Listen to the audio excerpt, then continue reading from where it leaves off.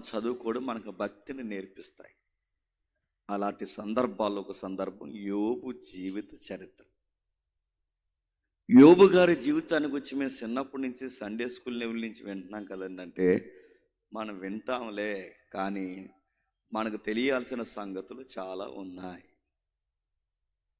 ఏమున్నాయి ఈ సంగతులు అంటే, యోబు జీవితంలో విచిత్రమైన సందర్భాలు నమోదు చేయబడ్డాయి. నిజానికి బైబిల్లో ఇది పురాతనమైన పుస్తకం అంటారు.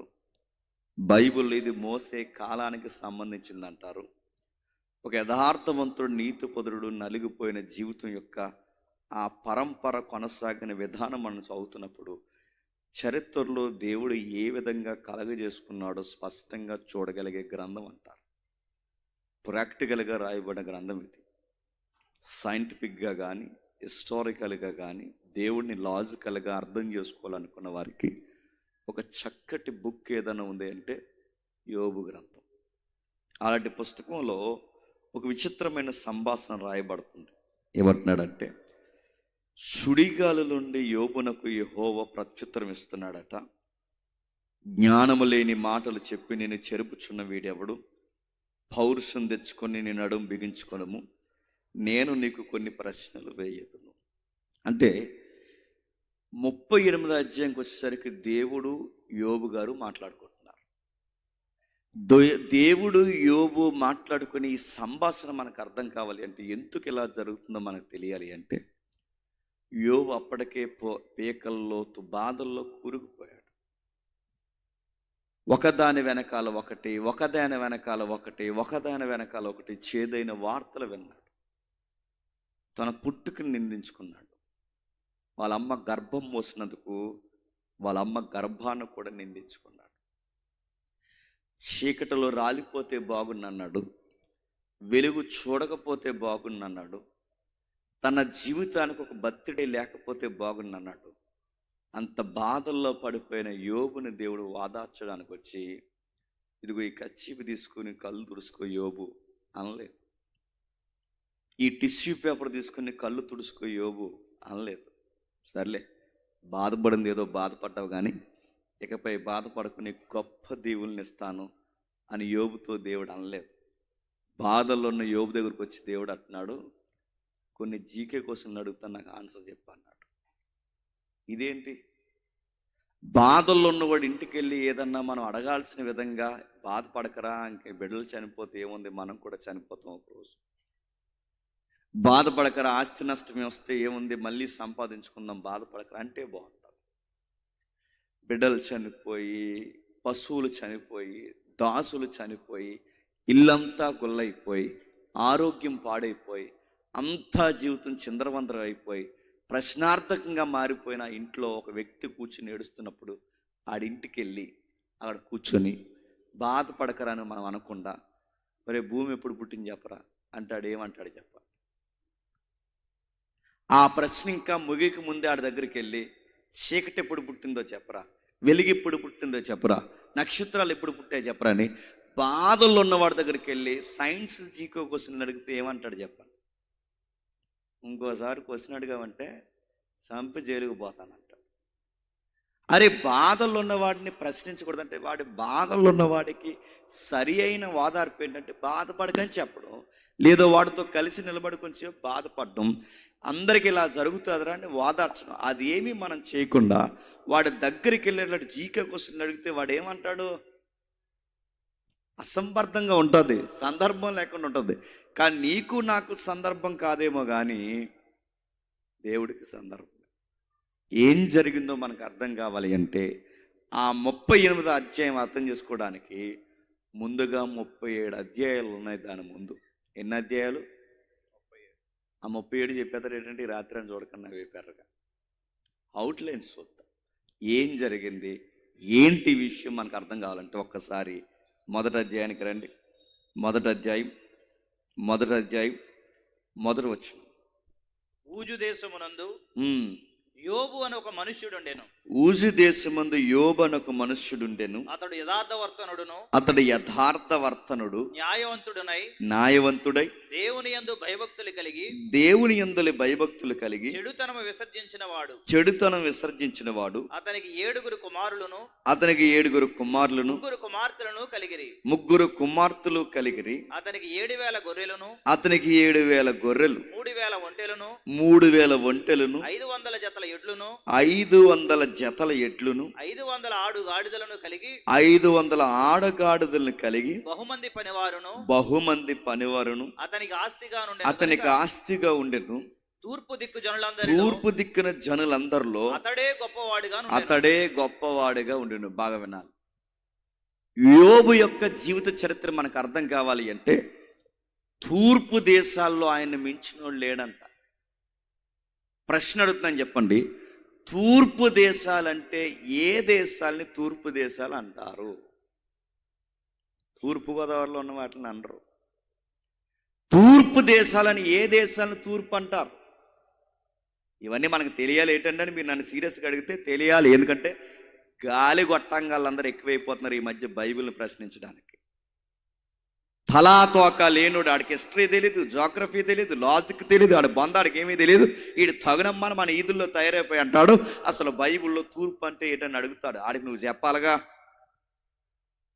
నేను సీనియర్ నండి, చర్చిలో 25 ఏళ్ళు వచ్చానండి సంఘానికి అంటే 25 ఏళ్ళు వచ్చి ఏమి ఎరగదీసావు? బెంచి ఎరగొడేవా? ఏం చేసావు? 25 ఏళ్ళు నడుతున్నాను. తూర్పు అంటేడు తెలియకపోతే, పరమడు అంటేడు తెలియకపోతే, బైబిల్లో నార్త్ ఈస్ట్ వెస్ట్ దేన్ని ఎలా కొలుస్తారో తెలియకపోతే ఎట్లా కుదురుద్ది? అడిగే వాళ్ళు ఎక్కువైపోయారు. అడిగే ఏతువడుగు ప్రతి వానికి మనం సమాధానం చెప్పాలా వద్దా? నీ ఫెయిత్ ఏంటని అడిగినప్పుడు చెప్పాలి. నీ రిలీజన్ ఏంటి, దాని మూలాల ఆరిజిన్ ఏంటని అడిగినప్పుడు చెప్పాలి. నా దేవుని ఎలా నమ్ముతున్నానో చెప్పాలి. మన దేవుని గురించి మనకు చెప్పడం రావట్లేదు. మన దైవం ఎలాంటి ఉనికి కలిగి ఉన్నాడో చెప్పడం రావట్లేదు. మన దేవుని గురించి చెప్పడం రాకపోగా మూఢభక్తిని అలవాటు చేసుకుంటున్నాం. ఈ ప్రాంతంలో చెప్పినట్టు గుర్తు మరొకసారి జ్ఞాపకం చేస్తాను వినండి. సువార్తలు చేయడం రావట్లేదు, మర్చిపోయాం, మూలాలు మర్చిపోయాం. సువార్తలు చేయడం రాక ఏమి నేర్చుకుంటున్నారా? సువార్తలు చేయడం మానేయడం అనేసి తన్మయత్వం చేసే మాటలు చెప్తున్నారు. తన్మయత్వం అంటే రోజుకి ఎవరో ఒకరికి సువార్త చెప్పమని ఎప్పుడో పాస్టర్ గారు చెప్పారట. ఆ రోజుకి సువార్త చెప్పడం అంటే ఏంటంటే ఈ పెద్దమ్మ నేర్చుకుందట. ఏమని నేర్చుకుందంటే రోజుకు సువార్త చెప్పడం అంటే ఏమీ లేదు, కనబడిన వాళ్ళకి అందరూ చెప్తుందంట, యేసుప్రభుని నమ్ముకో అందంట. ఏంటి? యేసుప్రభు అంటే ఇంక అయిపోయింది. ఇంకా ఆ రోజు సువార్త. కూరగాయలకి వెళ్ళినోడు కూరగాయలు కొట్టినోడు చెప్తుందట, బాబు యేసుప్రభుని నమ్ముకో అంద. ఆ తర్వాత వస్తూ ఆటో ఆటోకి ఎక్కింది. ఆటో దిగిపోయే ముందు ఆడితో మాట్లాడుతుంది. ఆడికి 20 రూపాయలు ఇవ్వకుండా ఇచ్చేయాలి కదా. 20 రూపాయలు ఇవ్వకుండా 20 రూపాయల చేతితో పట్టుకుని యేసుప్రభుని నమ్ముకో బాబు అంటే అన్నట్టు నమ్ముకుంటే ముందు 20 ఇచ్చాను. ఆ తర్వాత మరొకటి చెప్పింది. ఆ మరొకటి చెప్తే యేసుప్రభుని నమ్ముక అన్నమే ఇంక సువార్త అనుకుంటున్నారు. నమ్ముక అంటే ఎలా నమ్ముకోవాలి? ఇన్ని ఎలవేల్పులు, ఇన్ని కుల దైవాలు, ఇన్ని విశ్వాసాల మధ్య ఈయన్నే దేవుడికి ఎందుకు నమ్మాలో నువ్వు చెప్పొద్దా? నేను నమ్మేశాను, నువ్వు నమ్మితే నమ్ము, లేకపోతే పో అంటే అది ఫెయిత్ అవుద్దా? నీ దేవుడు ఏంటే నీకే అర్థం కాకపోతే మరి బయటోడికి ఏం చెప్తావు? నమ్ముకో అంటే అయిపోద్దా? చెప్పిందట ఎవడో వంకరోడికి చెప్పింది సువార్త అనుకుంటుంది. ఆ పెద్దమ్మ ఏమంటుందంటే, బాబు యేసుప్రభు నమ్ముక అంటే ఆడు అన్నాడట. నమ్ముక అంటే అన్నాడంట.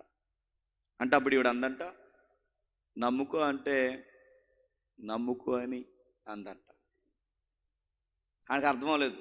మళ్ళీ అడిగాడు, నమ్ముక అంటే ఏంటంటే ఆ నమ్ముక అంటే నమ్ముకో అని అందంట.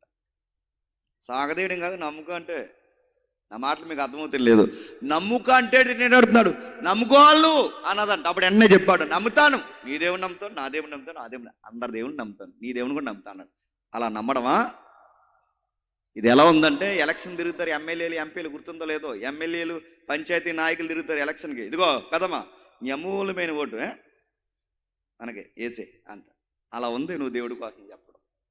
నీ అమూలమైన ఓటు మాకెయ్యి అన్నట్టు ఎలా అయితే చెప్తున్నావో పొలిటికల్ ప్రసారం చేసేటట్టు యేసుప్రభుని గురించి నమ్ముకంటే ఏమి నమ్ముకో?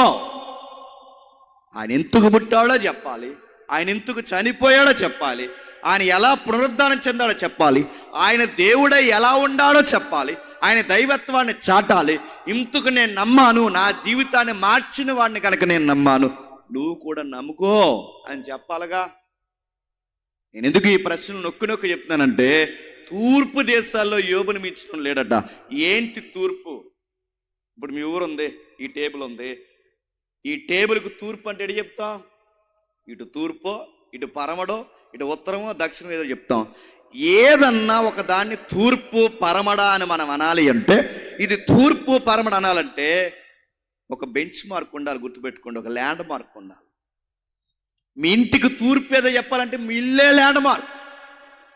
ఈ చర్చికి తూర్పు ఏదంటే ఈ చర్చే ల్యాండ్ మార్క్. అంటే ఏదన్నా ఒక తూర్పు పరమడ అనాలి అంటే ఒక ల్యాండ్ మార్క్ ఉండాలి. ఇప్పుడు చెప్పండి, ప్రపంచానికి తూర్పు అంటున్నాడంటే ప్రపంచానికి ల్యాండ్ మార్క్ ఏంటి?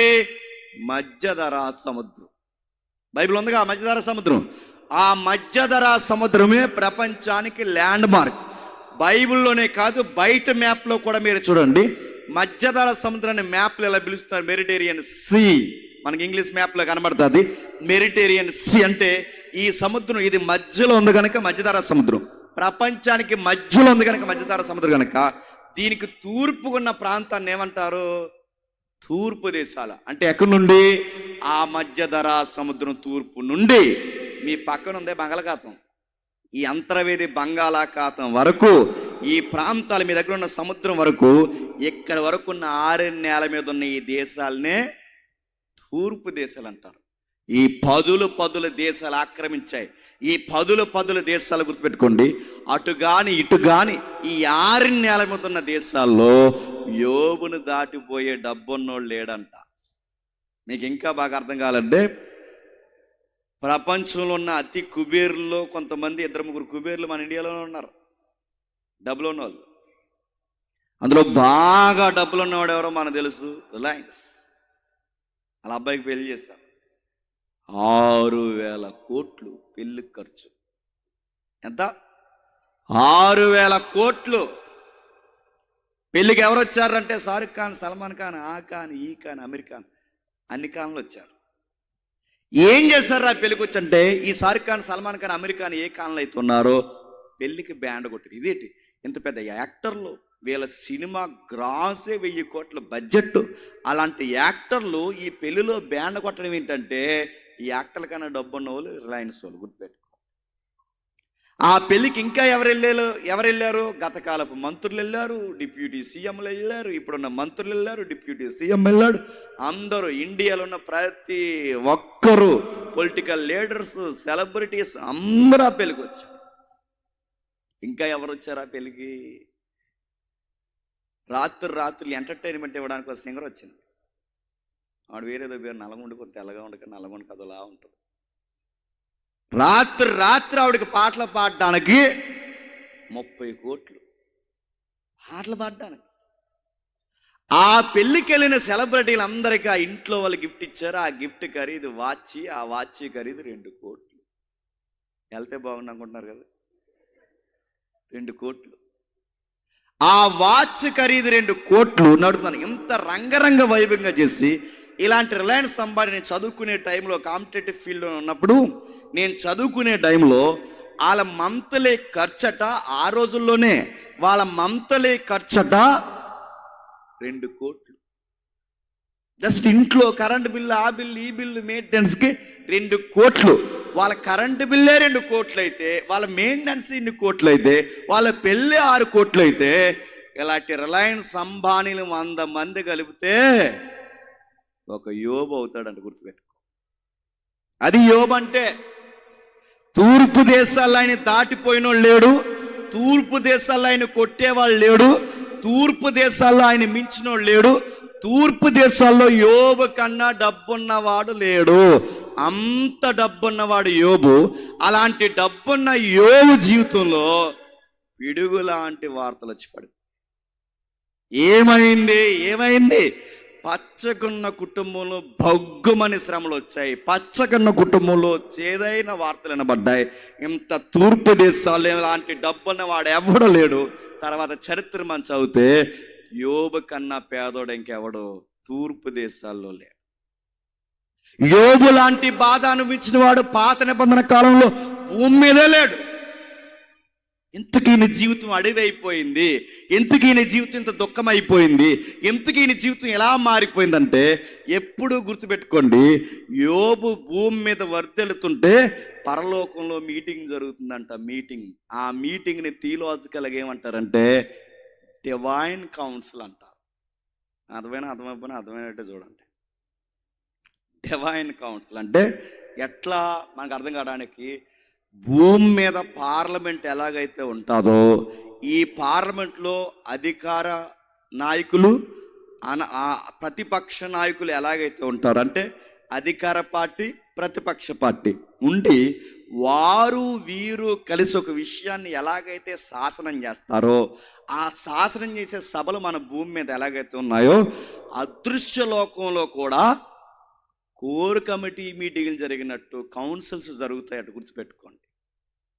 ఇది నిజమా అంటే పచ్చి నిజం. మనకి ఈ లోకంలో ఎలాగైతే జరుగుతున్నాయో ఆ లోకంలో కూడా దేవుడు కొన్ని కౌన్సిల్, డివైన్ కౌన్సిల్ జరుగుతుంటుంది. ఆ మీటింగ్లో దేవుడు సింహాసనం మీద అధికారిగా కూర్చుంటాడు. ప్రతిపక్షంగా ఒకడు వస్తాడు. ఆడి పేరేడు చెప్పండి, సాతాను. వాడి పనేంటో రాస్తున్నాడు చూడండి. వాడు 6వ వచనంలో, దేవదూతలందరూ యెహోవా సన్నిధి నిలిచి వచ్చిన ఒక దినం ఒకటి తటస్థించెను.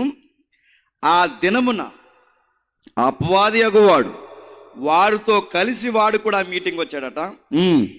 యెహోవా నువ్వు ఎక్కడి నుండి వచ్చితివని వాడిని అడగగా, అపవాది భూమి మీద అటు ఇటు తిరుగులాడుచు అందులో సంచరించుచు వచ్చిందని చెప్పును. బాగా రాసి పెట్టుకోండి. ఏ పెన్ ఉంటే ఆ పెన్తో అండర్లైన్ చేయండి. అటు ఇటు తిరిగే బ్యాచ్ని ఏమంటారండి? ముఖ్యాంశాలు మరోసారి చెప్పండి.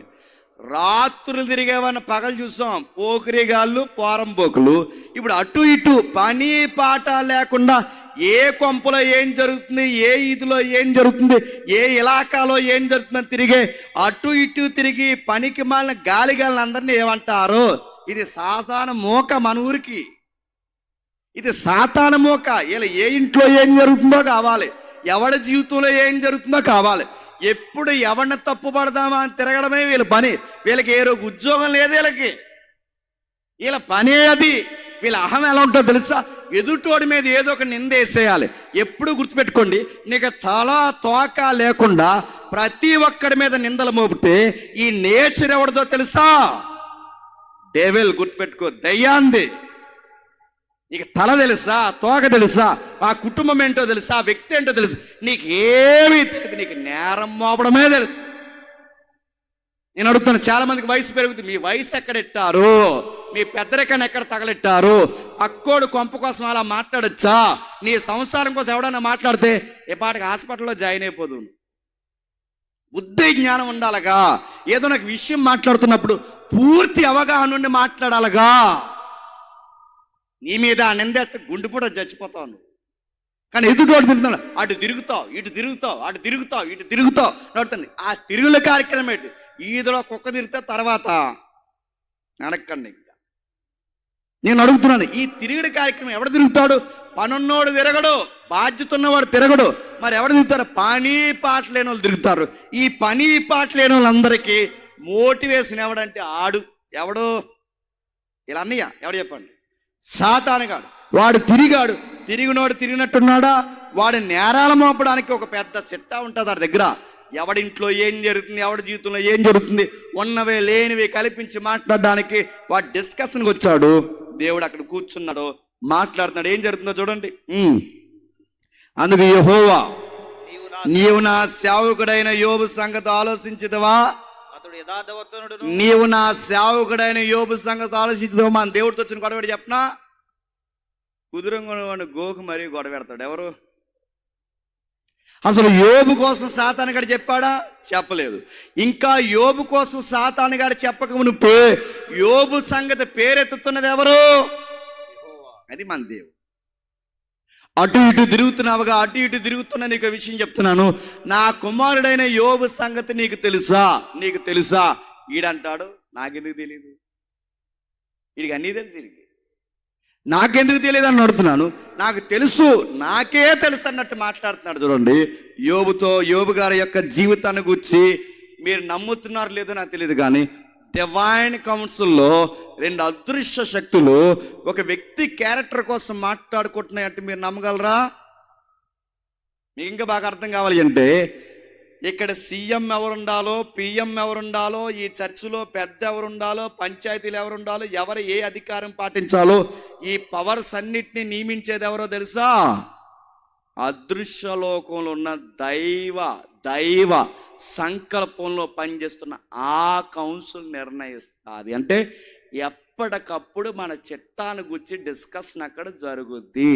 ఎవడెక్కాలో చెప్పండి, ఎవడు దిగాలో, ఇక్కడ ఎవరు ఎలా ఉండాలో అన్నీ ఉంటాయి. మీకు ఇంకా బైబిల్ మీకు అర్థమైతే ప్రతి ఒక్కరికి ఒక దూత ఏజెంట్గా ఉంటుందంటే మీరు నమ్మగలరా? ఆ దూత ఏం చేస్తుంది? నీకు సెల్ఫీలు తెస్తుంది అనుకుంటున్నావా? నీ సంగతి అంతా చెప్పుద్ది, అక్కడ గుర్తుపెట్టుకో. నువ్వు మంచోడవైతే నీకు సపోర్ట్కి ఒక ఏంజల్ ఉంటుంది.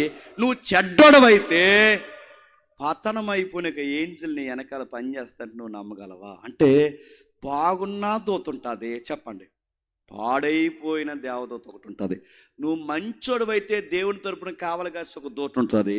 నువ్వు చెడ్డోడు వైనుకో సాతాను మోకలో ఒక ఆత్మని వెనకాల ఎప్పుడు ఉంటుందంటే నువ్వు నమ్మగలవా? అవి కనిపెడతాయి, గుర్తుపెట్టుకోండి. అవి ఎప్పుడు పనిచేస్తాయి. ఈ 3 డైమెన్షన్లు ఉన్న ఈ లోకంలో కనబడిన ఒక అదృశ్య లోకం మనం ఆవహించుంది, మీరు నమ్మినా నమ్మకపోయినా. ఈ దృశ్యలోకంలో ఒక అదృశ్య లోకం మిళితమైపోయింది. మీకు ఇంకా బాగా అర్థం కావాలంటే, సౌలు చెడిపోతే సౌలు మీదకి ఎవరు వచ్చారు చెప్పండి? దురాత్మ వచ్చింది. ట్రెజరీ మెంబర్గా ఉన్న ఇస్కరియోతు యోధ దేవుని కానుకలు దొంగిలిస్తే ఇస్కరియోతు యోధాలోకి ఎవడొచ్చాడు చెప్పండి? ఆడొచ్చి కూర్చున్నాడు. మీకు ఏమర్థమవుతుంది? బాగున్న వారితో ఒక దూతలు ఉంటున్నాయి, చెప్పండి. బాలేని వారితో ఒక దూతలు ఉన్నాయి. మీకు ఇంకా బాగా అర్థం కావాలంటే దానియేలు గ్రంథం ఇంటికి వెళ్ళిన తర్వాత చదవండి. పారసికుల అధిపతి ఒకడు ఉంటాడట. ఆ పారసికుల అధిపతి ఉంటే ఆ పారసికుల ప్రధానమంత్రి తరపున అదృశ్య లోకంలో మరొక ప్రధానమంత్రి ఉన్నాడు. అంటే ఆ మంత్రి ఈ మంత్రిని మోటివేట్ చేస్తూ ఉంటాడు. ఈడి ప్రవర్తనకి ఆడు సపోర్ట్ పెరిగిపోతుంది. అందుకే ఎఫెసీ పత్రిక రాస్తున్నప్పుడు పౌలు గారు ఏమంటారంటే, అంధకార సంబంధమైన దురాత్మల సమూహంలో అధికారులు, ప్రధానులు, పడిపోయిన దూతలంటే మనకి ఇక్కడ ప్రధానులే కాదు, ఈ ప్రధానిని, ఈ ముఖ్యమంత్రిని, ఈ ఎమ్మెల్యేని, ఈ పంచాయతీ ప్రెసిడెంట్ని, ఇక్కడున్న ప్రతి ఒక్కరిని ఎవరెవరు ఎలా ఉన్నారో వీళ్ళ వెనకాల మోటివేషన్ ఉండేది ఎవడంట? ఆడు. వీడి మంచి వ్యక్తిత్వం అయితే మంచిగా సపోర్ట్ చేసే కౌన్సిల్ ఉంటుంది. వీడి చెడ్డోడైతే వీడిని ఇంకా రేపేసే కౌన్సిల్ ఒకటి రన్ అవుతుంది. ఇంకా బాగా చెప్పనా? నీకు ఇంకా బాగా అర్థం కావాలి అంటే, ఇక్కడ ఎవరు నిలబడాలో, ఎవరు ఓడిపోవాలో మనం నిర్ణయించక ముందే, ఎవడు రాజు అవ్వాలో, ఎవడు పేద అవ్వాలో ముందే, ఎలక్షన్ జరగక ముందే నిర్ణయించేది ఎవరు చెప్పనా? పరలోకపు ప్రభుత్వం. గుర్తుపెట్టుకోండి, అక్కడ నిర్ణయిస్తాడు, అక్కడే జరుగుద్ది. మనం అనుకుంటాం అందరం ఓట్లు ఈయనకేసి ఈయన గెలలేదేటి అనుకున్నాం. నువ్వు అనుకుంటే గెలరు, చెప్పు. వాళ్ళు అనుకుంటే గెలుస్తారు. అక్కడ నిర్ణయిస్తారు ఎవరు గెలవాలో, ఎవరు వాడాలో, ఏది జరగాలో. మొత్తం రాజుల్ని ఎక్కించువాడు, దించువాడు, రాజుల హృదయాల్ని నీటి కాలువల వలె తిప్పువాడు ఆయనే. ఇప్పుడు చెప్పండి, ఒక కౌన్సిల్ జరుగుతుంది. ఆ కౌన్సిల్లో వాదోపవాదన ఎవరి కోసం జరుగుతుందంటే యోబు క్యారెక్టర్ కోసం జరుగుతుంది. గమ్మత్తని చెప్పనా, ఈ సభలో ఎవరెవరు ఎలా ఊగుతున్నారో కూడా ముఖ్యాంశాలు మరోసారి చెప్పండి. ఈ సభలో ఎవరెవరు ఫోన్ నొక్కుకుంటున్నారో, ఎవరెవరు పక్కోళ్ళతో చక్కటి ముచ్చట్లు ఎడుతున్నారో, వాకింగ్ చెప్తుంటే గాలి సూపులు ఎవరు చూస్తున్నారో, ఎవరు ఏ విషయాల్లో ఊగుతున్నారో అన్నీ ఎప్పటికప్పుడే లైవ్లో అక్కడ డిస్కషన్ జరుగుతుందంటే నీకు అర్థం అవుతుందా? ఆ మాటలు మీకు అర్థమవుతున్నాయి లేదో? వాక్యానికి వస్తారు కానీ అలా కూర్చొని ఎప్పుడు వదిలేస్తారని చూసే మొఖాలు కొన్ని ఉన్నాయి ప్రభు అని నీ ఫోటోలతో సహా వెళ్తాయంటే నువ్వు నమ్మగలవా? ఈ వచ్చిన తర్వాత ఇది మన కోసం కాదు, నీ కోసమే చెప్తున్నారు అన్నట్టు పక్కోడికి లుక్కెత్తున్న బ్యాచ్ వైపు కూడా దేవుడు చూస్తాడంటే మీరు నమ్మగలరా? మాటలు అర్థమవుతున్నాయా? ఒక యోబు అనే వ్యక్తి కోసం రెండు శక్తులు డిస్కషన్ చేస్తున్నాయంటే దేనికోసం డిస్కషన్ చేస్తున్నాయి? మన దేవుడు ఎలాంటాడంటే కోరుండి పిలిచి సాతాను గారికి చెప్పి ఫలానా అబ్బాయి యోబు నీతిమంతుడు యథార్థవంతుడు, ఈ భూమి మీద చాలా ధన్యకరంగా అతని వంటి వాడు ఎవడో లేడనగానే వెంటనే అపోజిషన్ పార్టీలో ఉన్న సాతానగాడు అన్నాడట, ఎందుకున్నాడు ఉంటాడు అన్నాడు. ఎందుకున్నాడు? నువ్వేం చేస్తున్నావు కింద చెప్తున్నాడు చూడండి. ఊరకే నీ యందు భయభక్తులు కలిగిన వాడా, నీవు అతనికి అతని ఇంటి వారికి అతనికి కలిగిన సమస్తము చుట్టూ కంచేసేసావు. అతని ఆస్తి దేశములో బహుగా విస్తరించింది గనక నిన్ను నమ్ముకోపోతే ఎవరు నమ్ముకుంటాడు? పంట వేస్తే పంటకు అతికి దిగుబడిస్తావు, పిల్లలకి మంచి భవిష్యత్తు ఇస్తావు, దాసుల్ని కాచి కాపాడుతావు, ఆయన ఆరోగ్యాన్ని ఫలభరితంగా మారుస్తావు, యోబు పట్టిందల్లా బంగారం చేస్తావు. ఇంత బాగా యోబుని దీవిస్తే నిన్ను నమ్ముకోపోతే ఎవరు నమ్ముకుంటాడంటే దేవుడు అన్నాడు, లేదు అవి తీసేసిన యోబు నన్నే నమ్ముతాడు.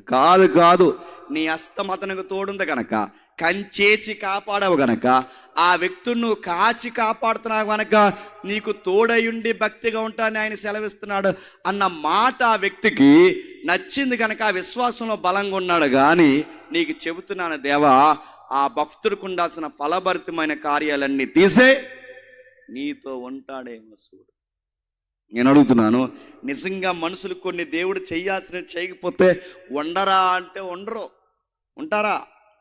ఉండరు. మొన్న కూడా గొడవ చేస్తున్నాడు చర్చికి రానని. ఎందుకు రావరా చర్చికి అని అడుగుతాడు. అన్నాడు ఇంకా రానన్నయ్య అన్నాడు. యారా అని అడిగారు, రానన్నయ్య అన్నాడు. యారా అని అడిగాడు, ఎందుకు రావంటే అడిగి డిఎస్సిలో ఒక మార్కు తక్కువ వచ్చిందంట, ఇంక చర్చికి రాడంట. డిఎస్సిలో ఒక మార్కు తక్కువ వస్తే రారా అడిగారు. నేను రాను. ఇన్ని వారాలు చర్చకొచ్చి పాటలు పాడి బరకాలేసి కుర్చీలేసి అన్నీ వేస్తే ఒక్క మార్కు ఈ దేవుడు ఇవ్వలేకపోయాడంటే ఇంకెందుకు నేను రానన్నాడట. పాస్టర్ గారు అన్నారు, కాకపోతే పో అన్నాడు.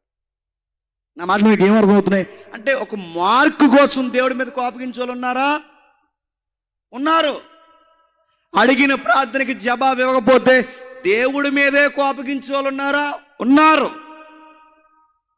కొన్ని వీడియోలు తిరుగుతున్నాయి సోషల్ మీడియాలో, మీరు చూసారు లేదో. ఆ వీడియోలు ఏంటో తెలుసా? ఏకంగా ఒక ఆవిడ యేసుప్రభు మీద కోపమించేసింది. ఎందుకు? మార్కెట్కి వెళ్ళిందంట, ఉల్లిపాయలు దొరకలేదంట. అందుకు యేసుప్రభు తిట్టుకుంటూ ఇలాంటి సంఘంలో నిలబడి సాక్ష్యం చెప్తుంది.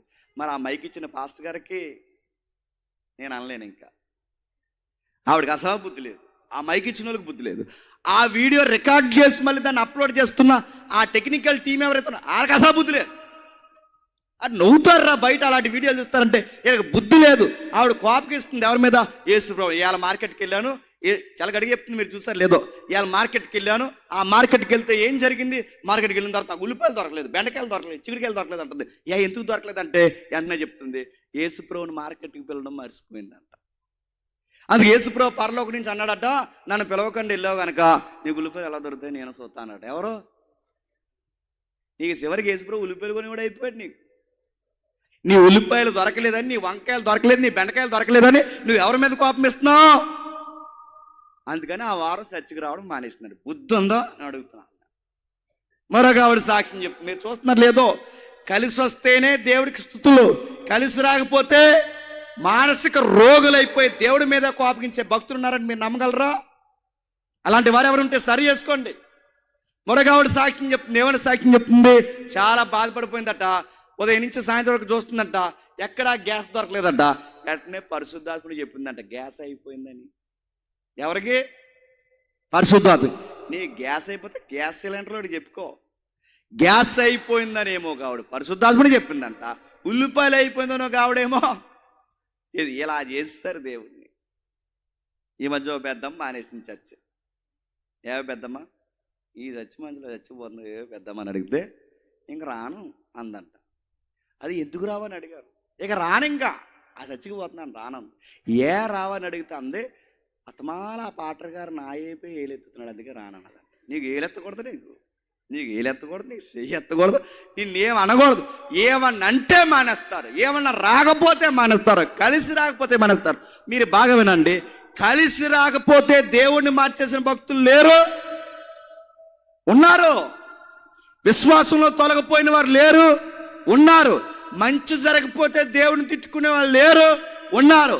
అప్పుడప్పుడు మన ప్రార్థనలు ఎలా ఉంటాయి, ప్రభువా మా ఈదులు అందరూ బాగానే ఉన్నారు, మా ఊర్లో అందరూ బాగానే ఉన్నారు, మాకే ఎందుకు ఇలా జరిగింది ప్రభు అంటే దాని అర్థం ఏంటి? నువ్వు బాగోపోతే ఇంకెవరు బాగోకూడదు అంటే, నీకు జరగకుండా అందరూ జరిగితే పర్లేదు, నీకొక్కరికే బాగోపోయేసరికి నువ్వేమైనా దేవుడికి కంప్లైంట్ చేస్తున్నావు తెలుసా? మాకే ఎందుకు ఇలా జరుగుతుంది, వాళ్ళు బాగున్నారు వీళ్ళు బాగున్నారు, మాకే ఎందుకు ఇలా జరుగుతుంది? ఇది కంప్లైంట్ కాదు, దేవుడితో మాట్లాడడం రాదు, దేవుడి మీద కోపకిస్తారు. కొంతమంది డిమాండ్ ప్రార్థన చేస్తారు, ఏమని? ఇలా బల్ల కొట్టి, మీరు చూస్తున్నారు లేదో, ఇలా కొట్టి నజరేయుడైన యేసు నువ్వు మాకు ఇస్తావు ఇస్తావు ఇస్తావు ఇస్తావు అంట. ఏమిస్తావు? సస్తావు. అలాంటి ప్రార్థన చేస్తే నువ్వు ఇస్తావు ఇలా బలగొట్టి నువ్వు ఇస్తావు అని అడుగుతున్నాను. ఏమి ఇవ్వాలి?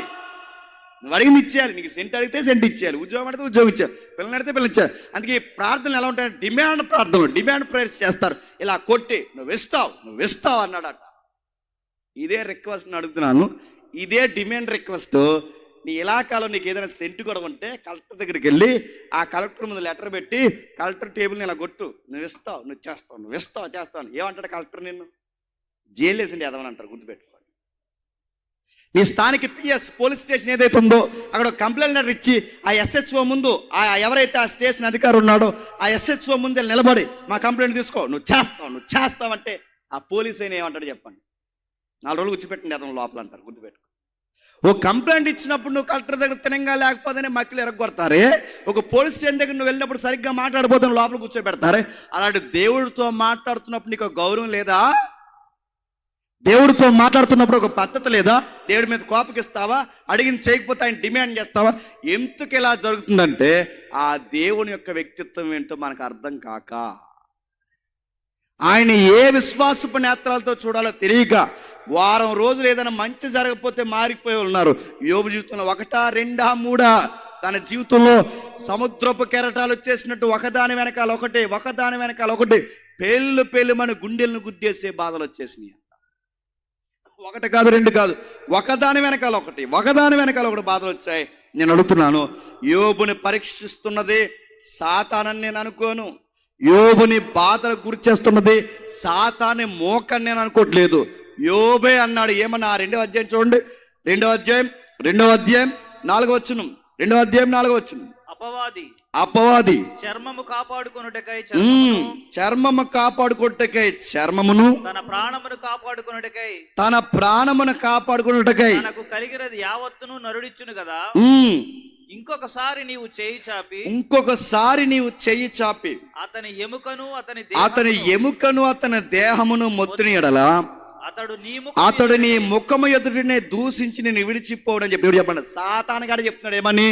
దూషిస్తున్నది క్షమించండి. సాతానుగాడు చెప్తున్నాడు, పరీక్షిస్తున్నది నేను కాదు, బాధపడుతున్నది నేను కాదు, అతన్ని బాధకు గురి చేస్తున్నది నేను కాదు. దేవా, ఇంకొకసారి నీ చెయ్యి చాచి యోబుని మొత్తితే నీ ముఖం మీదే నేను దూషించి. ఇప్పుడు చెప్పండి, సాతానుగాడు చెప్తున్నాడు, యోబుని బాధ పెడుతున్నది నేను కాదు, చెప్పండి, నువ్వే బాధ పెడుతున్నావు అని. కాకపోతే ఈ పరీక్షలో పావులా వాడబడుతున్నది ఎవరంటే నేనని చెప్పుకుంటున్నాడు వాడు. మరో మాట మీకు అర్థమవుతుంది లేదు? యోబే అన్నాడు, ఏమని? 20వ వచనంలో, 1వ అధ్యాయం 20వ వచనంలో ఒకసారి చూడండి. 1వ అధ్యాయం 20వ వచనంలో, అప్పుడు యోబు లేచి తన పై వస్త్రము సింపుకొని తల వెంట్రుకలు గురిగించుకొని నేల మీద సాష్టాంగపడి నమస్కారం చేసి ఇట్లా, నేను నా తల్లి గర్భంలో నుండి దిగంబరిగా వచ్చి దిగంబరిని అక్కడికి తిరిగి వెళ్ళుదును, దిగంబరిగా అక్కడికే తిరిగి వెళ్ళుదును. యెహోవా ఇచ్చెను, యెహోవా తీసుకొని. ఇప్పుడు చెప్పండి, పిల్లల్ని తీసిపోయింది ఎవరు? సాతాను కాదు. బాగుండండి. పంటను తీసిపోయింది ఎవరు? యోబు మాటల ప్రకారం సాతాను కాదు. ఇప్పుడు చెప్పండి, యోబు జీవితం ఒక్కసారి వల్లకాడిలో అయిపోవడానికి కారణం ఎవరు? దేవుడే. ఇప్పుడు చెప్పండి, దేవుడు పర్మిషన్ లేకుండా ఏదైనా తోటలోకి ఆ సాతానుగాడు రాలేడు. దేవుడి పర్మిషన్ లేకుండా యోబు జీవితంలో కూడా సాతానుగాడు రాలేడు.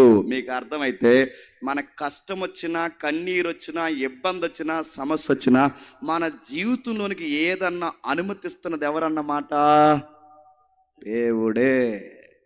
ఎందుకు అనుమతిస్తాడు? పచ్చగున్న యోబు జీవితాన్ని ఎందుకు ఇలా అగ్నిమయంగా దేవుడు మార్చడానికి సాతానికి పర్మిషన్ ఇచ్చి ఇన్ని పరీక్షల గుండా యోబుని ఎందుకు నడిపిస్తున్నాడంటే ముందుకెళ్ళే కొలది మనకు అర్థం.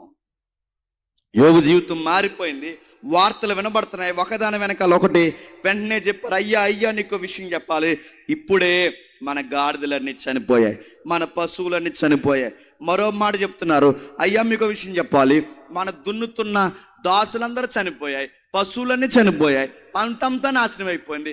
ఈ వార్త ఇంకా విని అమ్మాయి అనుకునే లోపు మరొక వార్త ఏంటంటే నీ 7 కొడుకులు చచ్చిపోయారు. ఇది దిగమింగే లోపు మరో వార్త ఏంటంటే నీ 3 కూతుర్లు కూడా చచ్చిపోయారు, నీ 10 మంది పిల్లలు చనిపోయారు, నీ సహోదరు ఇల్లంతా కుప్పగూలిపోయింది. ఇవన్నీ ఇలా అయిపోవడానికి కారణం సుడిగాలి ఇంత బేవచ్చాను సృష్టించింది. పంటలు పోయాయి, గాడిదలు పోయాయి, బిడ్డలు పోయారు, అన్నీ పోయాయి అనుకునే లోపు మరో వార్త వెనకాల ఆవిడ వచ్చింది. ఎవరో జీవిత భాగస్వామి. ఆవిడంటుంది ఇంకా ఏ పాయింట్ లేదు గొడవ కన్నట్టు. ఆవిడ ఏమంటుందో చూడండి 10వ వచనంలో, 2వ అధ్యాయం 10వ వచనంలో, ఇంకా బాగా అర్థం కావాలంటే 8వ వచనంలో, అతని భార్య వచ్చి నువ్వు ఇంకను యథార్థతను వదలకుందువా, నువ్వు దేవుడిని దూషించి మరణం కమ్ము. స్ట్రైట్ పాయింట్ అంది. అంటే ఇప్పుడు బిడ్డలు చనిపోవాలన్నా, ఆపదలు రావాలన్నా, ఆర్థిక నష్టాలు రావాలన్నా ఈ అన్నీ జరిగిస్తున్నది ఎవరు? ఆవిడ స్ట్రైట్గానే అంది. ఏమని? దేవుణ్ణి దూషించంటే ఎంత జరుగుతుందంటే ఆయన తెలియకుండా జరుగుద్దా? ఆవిడేదో ఎక్కిరించిందని అనకండి, కానీ కొన్ని వ్యాఖ్యానాల్లో ఏముందంటే భర్త బాధను అలా చూడలేకపోయింది. ఎవరు చూడలేకపోయింది? బిడ్డలు చనిపోవడం ఏంటి, ఆస్తులు పోవడం ఏంటి, తూర్పు దేశాల్లో మనల్ని మించిన వాళ్ళు ఎవరు లేరు, ఇప్పుడు ఉన్నపాటున ఒక్కసారి కుటుంబం ఎలా అయిపోవడం ఏంటి, చూస్తుంటే నేను చూస్తుంటే ఇంకా దుఃఖం అయిపోతుంది, నీ ఆరోగ్యం అంతా పాడైపోయింది, ఇంకా దేవుడు అంటావా? దూషించే. కొన్నిసార్లు గమనించండి, తన భర్త బాధను చూడలేక మరణం కమ్ము, నిన్ని బాధల్లో నేను చూడలేకపోతున్నాను, నువ్వు గోక్కొట్టినావు నేను చూడలేకపోతున్నాను, నీకు ఆరోగ్యం పోయింది, అనారోగ్యం వచ్చేసింది, బిడ్డలు పోయారు, అన్నీ పోయాయి, ఇంత బాధపడే కన్నా నువ్వు చనిపోవడం మేలని నేను కోరుకుంటున్నాను. గమనించండి, అన్నీ పోయాయి, ఆస్తులు పోయి, బిడ్డలు పోయి, అన్నీ పోయి, ఎవరు తోడుండాలో ఆవిడ కూడా ఏమందట, నువ్వు చనిపోతే మంచిది అన్నమాట. మీరు గుర్తుపెట్టుకోండి, జీవిత భాగస్వాములు అన్ని సమయాల్లో మనతో ఉంటారని అనుకోకండి, బంగారు అక్షరాలతో రాసుకోండి. ఉండరు. జీవిత భాగస్వామి అంటే ఆడవాళ్ళనే కాదు చెప్పండి, మగవాళ్ళు కూడా, మగవాళ్ళనే కాదు చెప్పండి, ఆడవాళ్ళు కూడా ఉంటారా? ఉండరు. కరోనాలో తెలిసిపోయారు. ఉన్నారా? ఇలాంటి పచ్చని వేదికల మీద ప్రమాణాలు చేస్తారు, పాస్టర్ గారు చేపిస్తారు బలవంతంగా. ఏమని? వ్యాధి అందును. అవి చేయకపోతే కట్టరు తర్వాత తాలి, అందుకు చేస్తారు. ఏమని? వ్యాధి అందును. చెప్పండి, మా అని చెప్తున్నారు పద్యాల్లో, చెప్పండి. వ్యాధి అందును, బాధ ఎందును, నిన్ను విడనాన్ను, సావు తప్ప ఏది నిన్ను నన్ను, ఏది, అన్ని డొల్లబద్దాలండి, అన్ని ఉడితే. నిజంగా ఉంటారంటే ఉండరు. కరోనాలో తెలిసిపోయారు. ఎలా తెలిసిపోయారంటే వాళ్ళ ఆయనకి కరోనా వచ్చింది, క్వారంటైనాలో ప్లేస్ లేదు, తీసుకెళ్ళి ఆ పక్క గదులు ఎక్కడ పెట్టారు, జాగ్రత్తగా ఉండండి డాక్టర్లు అందరూ చెప్పి వెళ్ళిపోయారు. ఆడికి మధ్యలో దాహం వేసింది, కొన్ని నీళ్ళు ఇయ్యని కిటికీలోంచి అడిగితే అక్కడ ఉండు అందంట అని ఆ నీళ్ళు అడిగితే గ్లాసు కర్ర గట్టించిందంట. ఆడంటాడు లోపలుండి, కరోనా వచ్చిన బాధ కన్నా గ్లాసు కర్ర గట్ట చచ్చిపోవాలనిపిస్తుంది అన్నాడు. నీకేమర్థం? యాది ఎందు బాధ ఎందు ఉంటానని పెద్ద మనిషి చెప్పండి, అక్కడ ఉండి బయటికి రాకన్నా. తన భార్యకి కరోనా వస్తే మరొక భర్త ఏం చేశాడు చెప్పిన, ఆ లోపల ఉండని చెప్పి కంచంలో అన్నం పెట్టి గెంటేసి అక్కడ నుంచి అక్కడ పెట్టి బయట రాకు అన్నాడు. ఇట్ని కుక్క కెట్టినట్టు ఎడతారండి, అలాగుండు అన్నాడు. మీకేమర్థమవుతుంది చెప్పండి? ఉంటారనుకుంటారు, ఉండరు. యోబు భార్య అయినా, నీ భార్య అయినా, నీ భర్త అయినా, ఎవరు భర్త అయినా ఎప్పుడు గుర్తుపెట్టుకోండి, బాగుంటేనే అందరూ ఉంటారు. యోబు జీవితంలో చంద్రవందర అయిపోయింది, మొత్తం మారిపోయింది. దాసులు లేరు, పనివారు లేరు, ఉన్నవారు తోడున్నవారు లేరు, ఎవరో లేరు, జీవిత భాగస్వామి లేదు. అన్నిటికన్నా బాధాకరమైన విషయం, మనకు ఆరోగ్యం కూడా లేదు. బూడిదలో కూర్చుని ఏడుస్తున్నాడు. ఏమన్నా ఏమి లేకపోయినా ఆరోగ్యం ఉంటే చాలు, ఎందుకంటే అన్ని ఆస్తుల కన్నా గొప్ప ఆస్తి అండి చెప్పండి, ఆరోగ్యం కూడా పోయింది. బూడిదలో కూర్చుని ఏడుస్తున్నాడు. ఏడుస్తుంటే లింగు అని 3 స్నేహితులు ఉన్నారు. ఎవరికి? యోబు గారికి. ఈ స్నేహితులు ఎప్పుడు గుర్తుపెట్టుకోండి, అన్నిటికన్నా ఇసవాయువులు లాంటి ఎవరో చెప్పనా, స్నేహితులు. మంచి స్నేహితులు మనసు కలిసి ఏడుస్తారు, చెడ్డ స్నేహితులు మెల్లగా గుసగుసలు స్టార్ట్ చేస్తారు. యోబు బూడిద జల్లుకుని ఏడుస్తుంటే యోబుని చూడలేకపోయారట. ఎలా ఉండేవాడు మా వాడు, ఎలాగైపోయాడు, ఎలాంటి స్థితిగతులు ఉన్నవాడు, ఎలా అయిపోయాడని దగ్గరికి వచ్చారట. చూడలేకపోయారట. 13వ వచనంలో, 2వ అధ్యాయం 13వ వచనంలో, అతని బాధను అత్యకమగుండును కనుక గ్రహించి ఎవరును అతనితో ఒక్క మాటను పలకలేక రేయింబగళ్ళు 7 దినాలు అతని 3 స్నేహితులు నేల మీద కూర్చుని ఏడ్చారట. చెప్పలేకపోయారు, ఏమని వాదార్చాలో తెలియట్లేదు. అలా ఏడుస్తూ ఉంటే బాగుండు, కాస్త వాదార్పిద్దును. అలా ఏడుస్తుండిపోతే బాగుండు, కొంచెం ధైర్యం ఉన్ను, నాతో పాటు నా ఫ్రెండ్స్ ఏడుస్తున్నారు అనుకునేవాడు. కానీ ఏడుస్తున్న వాళ్ళు అన్నారట కొంతసేపటికి, అరే యోబు, నువ్వేదో చేసావురా దేవునికి వ్యతిరేకంగా అన్నారంట. మన బాధల్లో మనం ఎడుతుంటే వీళ్ళు మన ఇంటికి వచ్చి టీ తాగే సమోసాలు తినేసి ఇలా మాట్లాడి చెప్పనా, మనం ఏదో చేసామంటారు వీళ్ళు మెల్లగా వచ్చి చెప్తారు, వీళ్ళు దైవనీతి చెప్తారు, మనకి నీతులు మాట్లాడతారు. ఈ నీతులు మాట్లాడి ఇంట్లో మనుషులు చనిపోయి మనం ఎడుతుంటే టెంట్లో కూర్చుని పకోడీలు టీలు సమోసాలు తాగేసి తినేసి ఇలా మాట్లాడేది ఏదో చేశారండి ఇలా అంటారు. మనకి ఇంకా బాధ ఇది.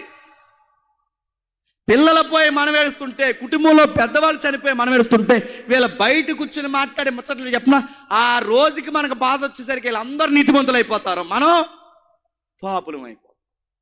వీళ్ళందరూ మంచిగా మంచి మాటలు మాట్లాడేసుకుంటారు, మనం మాత్రం దుర్మార్గం అయిపోతాం. యోబు స్నేహితులు కూడా వచ్చి వాదార్పివ్వడం రాక 7 రోజులు బాగానే ఉన్నారు. ఆ తర్వాత ఇలా వాదార్చేదాడు చెప్పినా, నువ్వేదో మిస్టేక్ చేసావరా అన్నారు.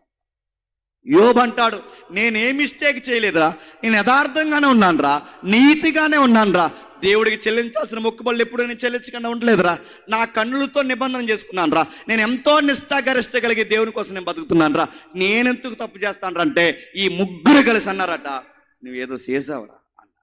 నేనేమి చేయలేదురా యోబు, నువ్వు చేసావురా. నేనేమి చేయలేదురా, నువ్వు చేసావురా. నువ్వేదో చేసావురా అని వాళ్ళు, చేయలేదని యోబు, చేశానని వాళ్ళు, చేయలేదని యోబు. ఈ గొడవ కాస్త అలా తిరిగి 37 అధ్యాయాలు నడిచింది. ఎన్ని అధ్యాయాలు? 37 అధ్యాయాలు. అంటే ఈ 37 అధ్యాయాలు ఏంటి అని మీరు డైరెక్ట్గా అడిగితే, చేయలేదని ఈయన, చేశారని వాళ్ళు, చేయలేదని ఈయన, చేశారని వాళ్ళు. ఈ 37 అధ్యాయాలు నడుస్తుంటే ఆ 37 అధ్యాయాల తర్వాత దేవుడు వచ్చి మాట్లాడుతున్నాడు, సుడిగాలిలో నుండి యోబునకు యెహోవా ప్రత్యక్షమై. ఏమని ఇప్పుడు చదవండి, 38 అధ్యాయం త్వరగా ముగిద్దాం. జ్ఞానము లేని మాటలు చెప్పి ఆలోచనను చెరుపుచున్న వీడెవడు, మీ ఆలోచన చెరుపుచున్న వీడెవడు. మళ్ళీ అడుగుతాను, వీడెవడు నడుతాను.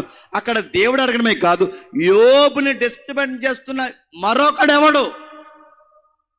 ఆ 3 వచ్చే డిస్టర్బ్ చేశారు. ఆ 3తో పాటు మరొకడు వచ్చాడు. యోబుతో దేవుడు అంటున్నాడు, నీ ఆలోచన మరీ డిస్టర్బ్ చేస్తున్న వీడెవడు. ఎందుకు వీడెవడు? ఆడెవడో తెలుసా? ఏలోహు. అంటే ఆ 3 స్నేహితులే కాకుండా మరొకడు వచ్చాడు. అంటే మొత్తం మీద రాబందుల్లాగా ఎంతమంది యోబుని పీకేస్తున్నారు? 4. అందులో ఒకడు వచ్చాడు, ఆడు యంగ్ బాయ్. ఆడేమంటున్నాడు మీరు చూడండి, 36వ అధ్యాయం, ఇదే యోబు గ్రంథం 36వ అధ్యాయం మొదటి వచనం నుండి.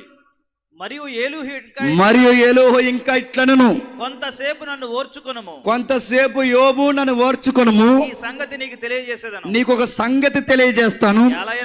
ఏలయనగా నేను దేవుని పక్షముగా నేను ఇంకా మాట్లాడవలసి. అంటే ఇది ఎవరి పక్షాన మాట్లాడుతానని చెప్తున్నాడు? దేవుని పక్షానే మాట్లాడుతానని చెప్తున్నాడు. కానీ దేవుడి పేరు చెప్పి ఎవరిని బాధ పెడుతున్నాడు చెప్పండి? యోబుని. చాలా మంది ఇలానే ఉంటారు, వీళ్ళు దేవుని తరపున మాట్లాడుతున్నట్టే కనబడతారు, కానీ ప్రతి ఒక్కరిని దేవుడి పేరు చెప్పుకుని బాధ పెడతారు. వీళ్ళ నీతిమంతుల్లా బయటికి చెప్పుకుంటారు, మిగిలిన పాపుల్లాగా ఎక్స్పోజ్ చేస్తారు. ఆ మాటల్లోనే మనకు కనబడుతుంది వాళ్ళే జ్ఞానులు నీతిమంతుల్లాగా, మిగిలిన వాళ్ళందరూ దుర్మార్గుల్లాగా. ఇలాంటి వారు ఎవరైనా ఉంటే మళ్ళీ చెప్తున్నాను, వాళ్ళతో బహుపరాక్, జాగ్రత్తగా ఉండండి. ఎందుకంటే నీకు అవసరమైతే ఏడిస్తే నీ భుజాల మీద చెయ్యేసి కాసేపు నీతో ఏడ్చేవాడు నీతో ఉంటే మంచిమోగా, కానీ వాడేదో నీతివంతుడో చెప్పుకుని నీకు బాధ వచ్చేసరికి నువ్వేదో చేసావురా, దేవుడు నీకేదో బాధ అనిపిస్తున్నాడని దేవుణ్ణి నీ దృష్టిలో విలన్ చేసేవాడు ఎవడైనా ఉంటే వాళ్ళకి దూరంగా జరగండి. అలాంటి భక్తులని చెప్పుకుంటున్న వారితో మీరు ఉండకండి. వాళ్ళ భక్తులు కాదు, భక్తిహీనులు. ఎదుటోడిని వాదార్చడం కూడా రాదు, ఎదుటోడిని నిలబెట్టడం రాదు. వీళ్ళ పైపచ్చ పేద జ్ఞానుల మాట, వీళ్ళ జ్ఞానమే వీళ్ళ బంద, వీళ్ళకి ఏమీ రాదు. వీళ్ళ ఎదుటోళ్ళకి పేర్లు పెడతావచ్చు. నన్ను అడిగితే వీళ్ళ సాతాను మోక. వీళ్ళు ఏం చేస్తున్నారో చూడండి. నేను దేవుని పక్షాన్ని నేను ఇంకా మాట్లాడుచున్నాను. దూరము నుండి నేను జ్ఞానం తెచ్చుకున్నాను. నన్ను సృజించిన వారిని నీతిని నేను ఆరోపించదును. నా మాటలో ఏమాత్రం అబద్ధములు కావు. పూర్ణ జ్ఞాని ఒకడు నీ ఎదుట ఉన్నాడు. ఇప్పుడు చెప్పండి, నువ్వు జ్ఞానం ఎవడు చెప్పాలి? పక్కోడు చెప్పాలి. నువ్వు జ్ఞానవంతుడు ఎవరు చెప్పాలి? పొరుగోడు చెప్పాలి. నువ్వు జ్ఞానాన్ని ఎవరు చెప్పుకోకూడదు? నీకు నువ్వే చెప్పుకోకూడదు. సామెతల్లో ఉన్న మాట చెప్పనా, ఒకడు తన దృష్టికి జ్ఞానాన్ని అనుకుంటే వాడి జ్ఞాని కాదు, అజ్ఞాని. నువ్వు జ్ఞానివని నువ్వు క్లైమ్ చేసుకుంటావాడు. నువ్వు జ్ఞానివా? నువ్వు జ్ఞానివైతే నువ్వు జ్ఞానం బయటోడు చెప్పాలి. ఈ ఎలుహ అన్నవాడు కూడా ఏమంటే చెప్పనా, ఇదిగో యోబో నీ దగ్గర వచ్చిన ఎవడు అనుకుంటున్నావు? చాలా జ్ఞానం నేర్చుకుని వచ్చాను నేను. యోబో నేను ఎవరు అనుకుంటున్నావు? యోబు నేను ఎవరు అనుకుంటున్నావు? పూర్ణ జ్ఞానం అంటే నేను సంపూర్ణమైన జ్ఞానిని. నేను చెబుతున్న మాటలకు చాలా వాల్యూ ఉంది. నా మాటను వినాలని ఈ జ్ఞానపు రంగరింపు అంతా ఎవరి మీద తిప్పుతున్నాడు? ఆట తీస్తున్నాడు దేవుడు. ఇది గుర్తుపెట్టుకోండి. ఈడెవడో వీడి జ్ఞానాన్ని చెప్పుకొని నీ ఆలోచన చెబుతున్న వీడెవడో యోబో నిన్ను అడుగుతాను. వీడెవడో? నీ ఫ్రెండా? లేదా నీ ఫ్రెండా? వీడెవడేడు? నిన్ను చెరుపుతున్న వాడెవడు? ఈ నా పక్షాన్ని మాట్లాడుతున్నాను క్లైమ్ చేస్తున్న వీడెవడో? వీడి అడ్రస్ ఏంటి? వీడి అడ్రస్ నేనా? ఈ నా పక్షాన్ని వచ్చిన ఏజెంటా? వీడెవడీడు? యోబు నేను పాడు చేస్తున్న వీడెవడు? ఆడి మాట వినొద్దు, ఏల మాట వినొద్దు, ఎవరి మాట వినొద్దు. అసలు జ్ఞానాన్ని చెప్పుకునేవాడు ఎవడో జ్ఞానే కాదు. వీడెవడు? వీడి జ్ఞానం మాటలు చెప్తున్నాడా? నేను గాలి మాటలు చెప్తున్నాడు. నేను బలపరిచే మాటల కన్నా బలహీనమైన మాటలు చెప్తున్నాడు. వీడెవడేడు? అందుకే మాట్లాడుతున్నాడు. వీడెవడు? యోబు వీడి మాటలు కృంగిపోతున్నావా, వాళ్ళ మాటలు కృంగిపోతున్నావా అంటూ దేవుడు ఏమంటున్నాడు చూడండి. పౌరుషము తెచ్చుకొని నీ నడుము తీసుకో. పౌరుషం తెచ్చుకో.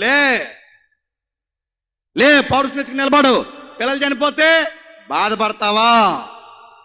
ఎవడో గాలిగడ ఒకడొచ్చి నీ మీద నింద మోపితే బాధపడతావా? వ్యాధొస్తే కృంగిపోతావా? ఆస్తులు పోతే నలిగిపోతావా? లే పౌరుషం తెచ్చుకుని నిలబడు. శ్రమ దినాన కృంగావో చేతగానోడు అవుతావు. లే నువ్వు నిలబడు. నువ్వు లేచి నిలబడు. యోబు నీతో కొన్ని డిస్కషన్ నేను చేయాలనుకుంటున్నాను. ఎవడో ఏదో అని జ్ఞానాన్ని చెప్పుకొని నీ ఆలోచన జరుపుతున్న వీడెవడో? వివేకం కలిగితే, నీకు ఆలోచన కలిగి ఉంటే అసలు జ్ఞానం అంటే ఏంటో నేను అడుగుతాను. యోబు నాకు ఆన్సర్ చెప్పాను. ఇప్పుడు బాగా వినండి. ఆ 38 మొదటి వచనం చదవండి ఒకసారి. అప్పుడు యెహోవా సుడిగాలిలో నుండి, ఎక్కడి నుండి? సుడిగాలిలో నుండి. ఎక్కడి నుండి?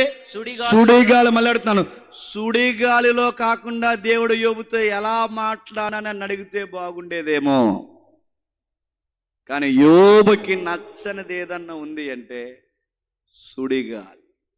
సుడిగాలిలోంచి ఏలియాతో మాట్లాడినా పర్లేదు, సుడిగాలిలో నుండి మొరియా పర్వతం మీద మోసేతో మాట్లాడినా పర్లేదు, సుడిగాల్లో నుంచి దేవుడు శిష్యులతో మాట్లాడినా పర్లేదు, సుడిగాల్లో నుంచి దేవుడు ఎవరితో మాట్లాడినా పర్లేదు. కానీ సుడిగాలులో నుంచి దేవుడు యోబుతో మాట్లాడదు. ఎందుకంటే ఆ సుడిగాలే యోబు జీవితాన్ని చిందరవందర చేసింది కాదా?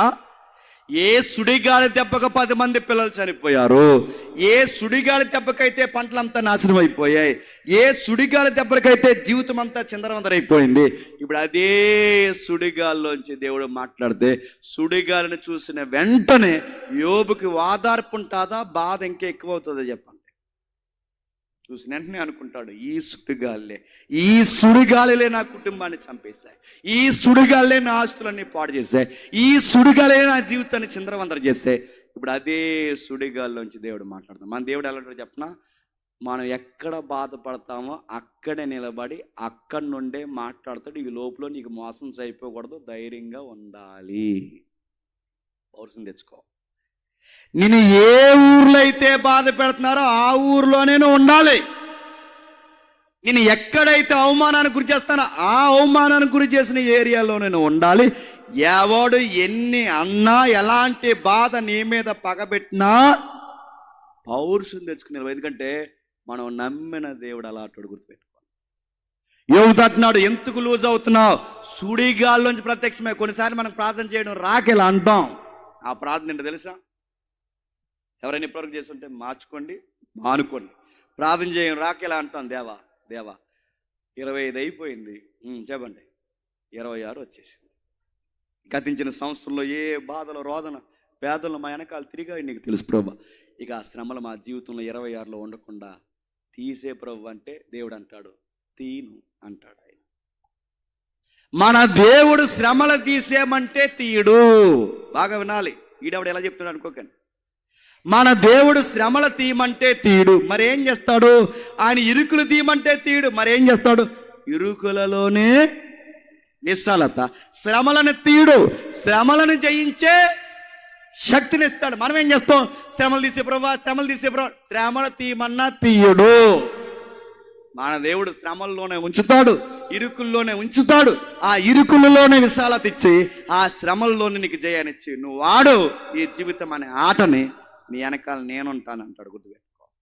యోబు కదే చెప్తున్నాడు, పౌరుషం తెచ్చుకుని లేచి నిలబడు. శ్రమ వస్తే ఎందుకు కృంగిపోతున్నావు? ఎవడేదంటే ఎందుకు కృంగిపోతున్నావు? ఈ జ్ఞానం లేని మాటలు చెప్పి నేను కృంగదీస్తున్నా. వీడు ఎవడో మాట్లాడుతుంటే యోబు నువ్వెందుకు కృంగిపోతున్నావు? ఏం కాదు యోబు, నీకు చెప్తున్నా, పౌరుషం తెచ్చుకొని లేచి నిలబడు. కిందికి ఏదో అడుగుతున్నాడు చూడండి, కిందికి ఏదో మాట్లాడుతున్నాడు చూడండి, చదవండి. కింద వచ్చి నేను భూమికి పునాదులు వేసినప్పుడు నీవు ఎక్కడ ఉంటివి? నీకు వివేకము కలిగి ఉన్నాడలా చెప్పుము. నీకు తెలిసిన ఎడల దానికి పరిమాణము నియమించిన వాడెవడో చెప్పుము. దానికి పరిణామం నియమించిన వాడెవడో చెప్పాడు. బాగా ఇందాక చెప్పిన మాట మళ్ళీ జ్ఞాపకం చేస్తున్నాను, ముగించుకుందాం. త్వరగా వినండి. బాధపడినోడు ఇంటికి వెళ్ళి భూమి ఇప్పుడు పుట్టింది అంటాడు. ఏమంటాడండి? భార్య చచ్చిపోయి ఆడెడుతుంటే ఆ భార్య చనిపోయి ఇంటికి వెళ్ళి, లేదా పిల్లలు చనిపోయి ఆడేస్తుంటాడు ఇంటికి వెళ్ళి, నక్షత్రం ఎప్పుడు పుట్టే తెలుసా అంటాడు. ఏమంటాడండి? ఒరేయ్ ఎందుకురా వచ్చావు మా ఇంటికని అడుగుతాడు. అడగాడు. పోరా నీకు దండం పెడతా అంటాడు. అన్నాడు.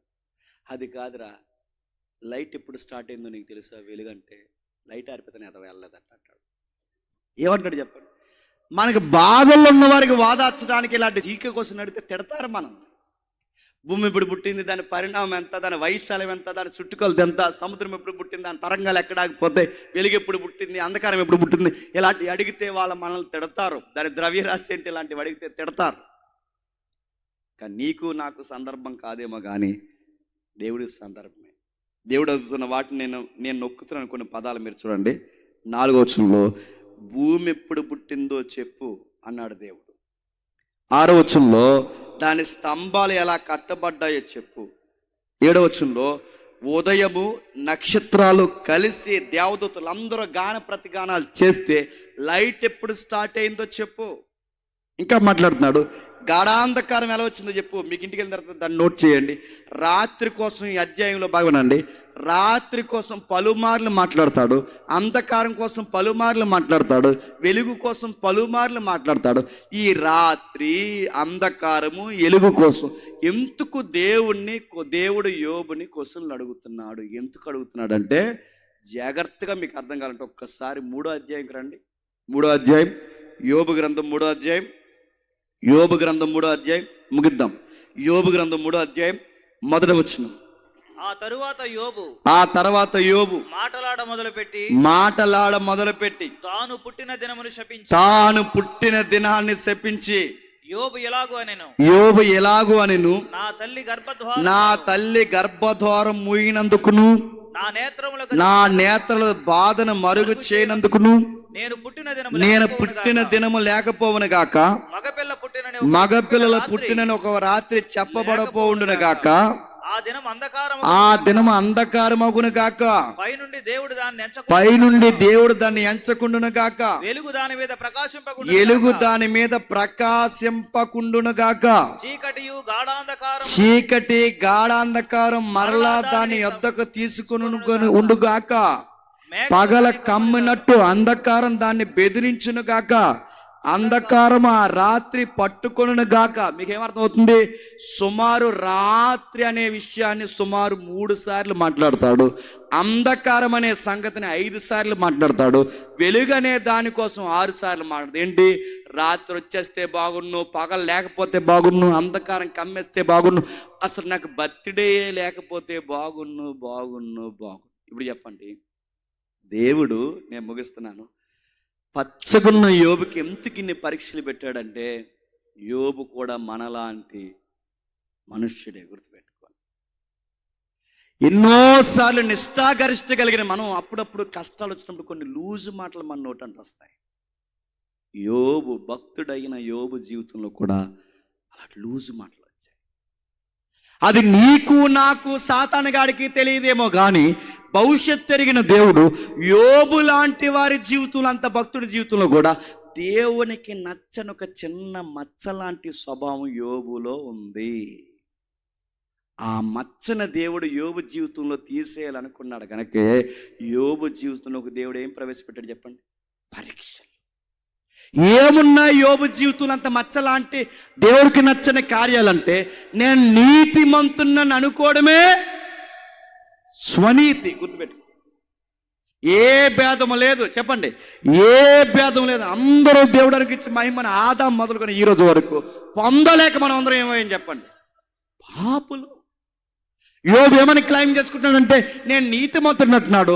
ఇక్కడ దేవుడు ఏమంటున్నాడంటే అరే యోబు జీవితంలో ఒక తోలనాడే మాటలు ఉన్నాయి. ఎలాంటి మాటలు? నేను పుట్టకపోతే బాగున్ను, నా దేవుడు నన్ను దీవించకపోతే బాగున్ను, వెలుగు చూడకపోతే బాగున్ను, అంధకారం నన్ను కమ్ముకుంటే బాగున్ను, ఇలాంటి మాటలన్నీ యోబు మాట్లాడుతున్నాడు. దేవుడు ఏవైతే 3వ అధ్యాయంలో యోబు ఈ మాటలు మాట్లాడాడు అవే మాటలని క్వశ్చన్లుగా ఎక్కడ అడుగుతున్నాడు చెప్పండి? 38వ అధ్యాయం. అంటే 3వ అధ్యాయంలో ఏవైతే మాట్లాడాడో 38వ అధ్యాయంలో అవే క్వశ్చన్స్ గా యోబుని అడుగుతున్నాడు. పుట్టకపోతే బాగున్నావే యోబు, భూమి ఎప్పుడు పుట్టిందో చెప్పన్నాడు. వెలుగు లేకపోతే బాగున్నావే యోబు, వెలుగు ఎప్పుడు పుట్టిందో చెప్పన్నాడు. అంధకారం కమ్ముకుంటే బాగున్నావే, అంధకారాన్ని తీసి వెలుగుగా మార్చిన అంధకారాన్ని ఎప్పుడు పుట్టించానో ఎప్పుడు తొలగించానో నీకు తెలిసిన ఎడలా చెప్పు యోబు. ఎందుకు దేవుడు యోబుని ప్రశ్నలు అడుగుతున్నాడు? భూమి ఎప్పుడు పుట్టిందో నీకు తెలిస్తేనే నీ పుట్టుకి ఎంత ధన్యతో నీకు అర్థమవుద్ది. వెలుగు ఎలా వచ్చిందో నీకు తెలిస్తేనే నీ జీవితానికి వెలుగు ఎంత అవసరమో నీకు అర్థమవుద్ది. అంధకారం ఎలా వచ్చిందో తెలిస్తేనే నీ జీవితంలో అంధకారంపై వెలుగు రావడం ఎంత ప్రాముఖ్యమో నీకు అర్థమవుద్ది. నేను ఎందుకు అడుగుతున్నాను చెప్పనా? భూమి పుట్టినప్పుడు నువ్వు లేవు, మీ తాత లేడు యోబు. భూమి పుట్టినప్పుడు నువ్వు లేవు, మీ తాత లేడు. ఆ కిందికి వెళ్ళేసరికి ఒక ప్రశ్న అడుగుతాడు దేవుడు. ఏమంటున్నాడు చూడ? 38వ అధ్యాయంలో దేవుడు చమత్కారంగా యోబుకి జ్ఞానం కలగజేస్తున్నాడు. 38వ అధ్యాయం 21వ వచనంలో, 38వ అధ్యాయం 21వ వచనంలో ముగిద్దాం. ఇదంతయు నీకు తెలిసి ఉన్నది కదా, ఇదంతయు నీకు తెలిసి ఉన్నది కదా, నీవు బహువృద్ధుడవు, నీవు అప్పటికి పుట్టి ఇంటివి అంటే ఏంటి? పుట్టాడని కాదు. నువ్వు బహువృద్ధుడు అంటే అప్పటికి నువ్వు బహువృద్ధుడివి, ఇప్పుడు పిల్లోళ్ళ ఉన్నావని కాదు. భూమి పుట్టినప్పుడు నువ్వు పుట్టావని కాదు, వెలుగు పుట్టినప్పుడు నువ్వు పుట్టావని కాదు, వెలుగు పుట్టక ముందు భూమి పుట్టక ముందు నువ్వు ఉన్నావని కాదు. నువ్వు ఉన్నావంటే దాని అర్థం ఏంటి? వివరణ చదవండి. నువ్వు ఉన్నావంటే అప్పటికి నువ్వు లేవు, నేనున్నా. నీకు అర్థం కావాలంటే ఉదాహరణ చెప్తాను వినండి. తాతయ్య దొగ్గుతుంటే మనవరాళ్ళు వచ్చి అన్నారంట, అలా దొగ్గకూడదు, అహో దొగ్గాలన్నారట. ఎవరితో? ఆయన దొగ్గులో పిహెచ్డీ చేశాడు. ఎవరు? తాతయ్య దగ్గరకు వచ్చానారట మనవరాళ్ళు, అలా దొగ్గకూడదు తాతయ్య, అహో అని దొగ్గాలంటే అప్పుడు ఈ తాతయ్య అన్నాడంట, అవునరా మీరు నాకన్నా ముందు పుట్టారు, మీకే బాగా అంటే దాని అర్థం ఏంటి? పుట్టారనా? అంటే అర్థం ఏంటి? పుట్టాడన్నా. తాతయ్యకు దొగ్గులు నెరపకరా, నీకన్నా నేనే సీనియర్నని ఆ మాటకు అర్థం. అది మీకు అర్థమైతే దేవుడు కూడా యోబుని ఏమంటాడు చెప్పిన, అప్పటికి పుట్టివి బహువృద్ధుడు అంటే ఏంటి? నువ్వు అప్పటికి పుట్టలేదు, అసలు నీకు పుట్టికే లేదు, వృద్ధాప్యం లేదు, నువ్వు లేవు. భూమి పుట్టే సమయానికి భూమి ఎలా ఉందో తెలుసా? నిరాకారంగాను శూన్యముగాను ఉంది. చీకటి అగాధ జలములు దాని మీద కమ్మి ఉన్నాయి. వెలుగు వేరుగా ఉంది, చీకటి వేరుగా ఉంది, అసలు ఒక ఆకారం లేక స్పష్టత లేదు, నివాసయోగ్యం కాకుండా భూమి ఉంది. కానీ గుర్తుపెట్టుకో, అలాంటి నివాసయోగ్యం కాని నిరాకారమైన భూమిని ఇంత అందంగా మార్చింది ఆ రోజు ఎవరో తెలుసా? యోబు. నేను. చీకటిని తొలగించింది ఎవరో తెలుసా? యోబు. నేను. వెలుగుని రప్పించింది ఎవరో తెలుసా? యోబు. నేను. భూమి పుట్టినప్పుడు నువ్వు లేవు, నేనున్నాను. చీకటి పుట్టినప్పుడు నువ్వు లేవు, నేనున్నాను. వెలుగు పుట్టినప్పుడు నువ్వు లేవు, నేనున్నాను. నక్షత్రాలు పుట్టినప్పుడు నువ్వు లేవు, నేనున్నాను. సముద్రం పుట్టినప్పుడు నువ్వు లేవు, నేనున్నాను. ఈ ప్రకృతిలో ఏది పుడుతున్నప్పుడు నువ్వు లేవు, నేనున్నాను. ఇది నీకు అర్థమైతే యోబు, ఆకారం లేని ఈ భూమికి ఆకారం తెచ్చింది నేను, అందం లేని ఈ భూమికి అందాన్ని తెచ్చింది నేను, అంధకారానికి వెలుగుని తెచ్చింది నేను. ఇది నీకు అర్థమైతే ఆ రోజున్న నేను నిన్నున్నాను, నిన్నున్న నేను ఈ రోజున్నాను, ఈ రోజున్న నేను రేపుంటాను. యోబు గుర్తుపెట్టుకో, ఈ లూజు మాటలు విని నువ్వు పౌరుషం తగ్గించుకోకు. ఆ రోజున్న నేను నేడున్నాను, నేడున్న వాడిని ఈ రోజున్న వాడిని రేపుంటాను. నిన్న నేడు నిరంతరం ఏకరీతిగా ఉన్న నేను చెప్తున్నాను, నీ లైఫ్కి నేనుంటా అన్నాడు. గుర్తుపెట్టుకో, నేనుంటా. అంధకారాన్ని తీసి వెలుగుని కలగజేసిన నేను నీ జీవితం అనే జీవితంలోనికి అంధకారం వస్తే మళ్ళీ వెలుగుగా మార్చేది ఎవరు? నేను. నిరాకారమైన ఈ భూమికి ఆకారం ఇచ్చింది ఎవరు? నేను. ఇప్పుడు నీ జీవితం నిరాకారంగా మారిపోతే మళ్ళీ ఆకారాన్ని ఇచ్చేది ఎవరు? యోబు. నేను. భూమిని పుట్టించిన వాడిని, ఎలుగుని పుట్టించిన వాడిని, చీకటిని రప్పించిన వాడిని, నక్షత్రాలు ఉదయింపజేసిన వాడిని, సముద్రాన్ని ఆపేసిన వాడిని, దాని పొంగు లేకుండా దాని పొంగిని అనిసిన వాడిని నేను చెప్తున్నాను.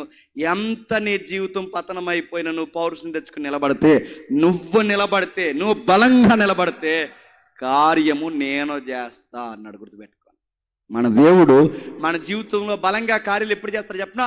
ఆయన కార్యాలు చేయాలంటే ముందు నువ్వు పౌరుషంగా నిలబడాలి. నువ్వు ముందు నిలబడవు. నువ్వు డాక్టర్ గారి దగ్గరికి వెళ్ళారంట.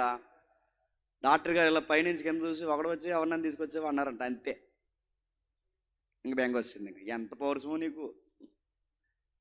డాక్టర్ గారు పైనుంచి కింద చూస్తే భయం నీకు, అన్నీ భయమే. డాక్టర్ గారు ఇంక పైకి చూడకుండా రాహేస్తాడంటే ఇలా సీటీ ఇలా రాహేస్తుంటే వీడికి భయం వేస్తుంది, ఇన్ని రాహేస్తాడు ఏంటండి. డాక్టర్ గారు 2 రోజులు హాస్పిటల్లో ఉండమంటే భయం, డాక్టర్ గారు ఎవరినైనా తీసుకొచ్చామంటే భయం. నన్ను అడిగితే చెప్పిన, కరోనా వచ్చిన బాధ కన్నా కరోనా వచ్చేస్తుందన్న భయానికి ఎక్కువ చచ్చిపోయారు. నాకు అన్నీ భయమే. కరోనా టైంలో ఈ న్యూస్ లీడర్లకు పని పాట ఉండేది కాదు. వాళ్ళు న్యూస్ 24 hours వాళ్ళు చెప్పేవారు ఏమని, ఇదిగో కరోనా లక్షణాలు ఇలాగుంటాయి, అలాగుంటాయి, ఎలా ఉంటాయి అంటే, ఆ టీవీ చూస్తూ కూర్చుని ఇంకేం పని పడలేదు, ఆ టీవీ చూస్తూ కూర్చుని సగం భయపడిపోయి చచ్చిపోయారు. వచ్చింది లేదు, పోయింది లేదు. కరోనా చంపేసి అంత ప్రమాదకరమైనది కాదు. ఎవరు చచ్చిపోతారంటే, కొంచెం రోగ నిరోధ శక్తి ఎవరికైతే లేదో ఆడి కరోనా రావక్కరొద్దు, 4 మాసాల నుంచి కంటిన్యూ అయిపోయి చచ్చిపోతారు. గుర్తుపెట్టుకోండి, రోగ నిరోధ శక్తి లేకపోతే ఏ రోగమే చంపేద్దాం మనం. ఆ కరోనా టయానికి ఆ కరోనాలో యాంకర్ చెప్తుంది ఏమనంటే, ఇలా మాట్లాడుతుంది, ఇదిగో కరోనా లక్షణాలు మొదటగా ఎలా ఉంటాయంటే, ఆ కుడి ముక్కు మూసుకుపోతుంటాను కానీ టీవీ ముందుకు వచ్చిన అవును రాత్రి నుంచి అది అలాగ వచ్చిందేమో అనుకున్నాం. అన్నీ భయమే నీకు. కరోనా వచ్చినప్పుడు తేనుపులు వస్తాయంటే వస్తున్నాయి, రాత్రి నుంచి వస్తున్నాయి, అన్నీ భయమే నడుతున్నాం. వ్యాధి వస్తే భయం, బాధ వస్తే భయం, అప్లోడ్ ఇంటికి వస్తే భయం, ఎవడనేది అడుగుతున్నాను. దేనికి భయం? ఇప్పుడు గుర్తుపెట్టుకోండి పచ్చిగా, దేనికి భయం? అప్పున్నా చచ్చిపోతాం చెప్పండి, అప్పు లేకపోయినా చచ్చిపోతాం. డబ్బున్నా చనిపోతాం, డబ్బు లేకపోయినా చనిపోతాం. వ్యాధి ఉన్నా చనిపోతాం, వ్యాధి లేకపోయినా చనిపోతాం. ఎవరితో మనకి సంబంధం ఉన్నా చనిపోతాం, లేకపోయినా చనిపోతాం. ఏ మాత్రం దానికి భయపడాలా? ఎప్పటికైనా చనిపోతాం. ఆ చనిపోయేదేదో దేవుణ్ణి పట్టుకుని చనిపోవాలని పౌరుషం తెచ్చుకుని ధైర్యంగా ఉండండి. యోబు కదా చెప్తున్నాడు, పిల్లలు లేకపోతే కృంగిపోతావా, ఆస్తులు లేకపోతే నలిగిపోతావా, భార్య చీకొడితే వద్దంటావా, జీవితమే లేకపోతే బాగుందంటావా? యోబు లే, నీ ఆలోచన చెప్తున్న వీళ్ళందరూ ఎవరు? వాళ్ళ మాటలు కాదు నువ్వు వినాల్సిందే. యోబు నా మాట విని, ఈ రాత్రి మీకు కూడా చెప్తున్నాను, నీకు ఏ బాధ ఉందో, ఏ అప్పు ఉందో, ఏ తిప్పలున్నాయో, ఏ బాధలు ఉన్నాయో, ఏ కృంగుదల నీ సంవత్సరాలు ఎంటాడుతుందో నాకు తెలియదు, కానీ మీ అందరికీ చెప్తున్నాను, భయపడకండి, పౌరుషం తెచ్చుకుని నిలబడండి. అప్పులోడు ఎవడైనా ఇంటికి వస్తే చెప్పండి, గట్టిగా కడతామని చెప్పండి, మళ్ళీ అడిగితే కడతామని చెప్పండి, మళ్ళీ అడిగితే కడతామని చెప్పండి, ఎక్కువ రోడ్డు మీద అడిగితే దిక్కుని కూడా చెప్పుకో తర్వాత చూసుకుందాం చెప్పండి. నేను చెప్తాను, ఎందుకంటే ఆడి మాటలకు చచ్చిపోకండి, ఎందుకంటే ఆడు అప్పు కన్నా మన ప్రాణం గొప్పదా కాదా? దానికి చనిపోతావా అని అడుగుతున్నాను. ఆడికి నోరుంది, నీకు నోరుంది, చెప్పు సమాధానం అడుగుతున్నాను. చనిపోతావా దానికి? లేదండి వాళ్ళు బ్యాంకులో అయితే లైవ్ వచ్చినా చెప్తున్నాను, నాకేం భయం లేదు. ఎందుకంటే మీ ప్రాణాల కన్నా బ్యాంకులో ఎక్కువ కాదు.